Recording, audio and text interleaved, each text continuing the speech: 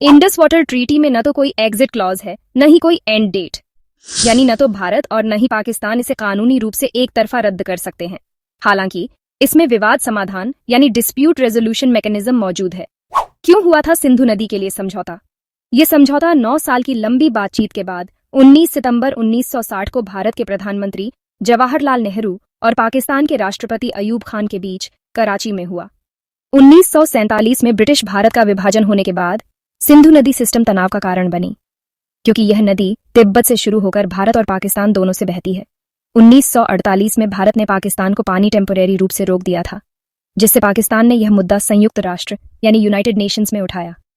तीसरे पक्ष के तौर पर वर्ल्ड बैंक को शामिल किया और इसके तहत दोनों देशों के बीच सिंधु नदी और उसकी सहायक नदियों का जल बंटवारा हुआ। इंडस सिस्टम में 6 रिवर्स आती हैं: इंडस, झेलम, चेनाब, रावी, व्यास और सतलेज। इसके अनुसार भारत को ईस्टर्न रिवर्स रावी, व्यास और सतलज नदियों पर पूरा कंट्रोल मिला, जबकि पाकिस्तान को वेस्टर्न रिवर्स सिंधु, झेलम और चेनाब पर अधिकार प्राप्त है। भारत वेस्टर्न रिवर्स का लिमिटेड यूज जैसे हाइड्रो पावर के लिए कर सकता है, लेकिन इस रिवर सिस्टम को पाकिस्तान की लाइफलाइन कही जाती है। पाकिस्तान को इस समझौते से सबसे ज्यादा लाभ मिलता रहा है, क्योंकि उसे इन रिवर्स के टोटल वाटर फ्लो का लगभग 80% प्राप्त होता है और सिंधु नदी अरेबियन सी तक पाकिस्तान के कई राज्यों से होकर बहती है, जो पाकिस्तान में खेती के लिए महत्वपूर्ण है, खासकर पंजाब और सिंध रीजन्स में। पहलगाम आतंकवाद के बाद भारत ने इस संधि को टेम्पोरेरी सस्पेंड कर दिया है।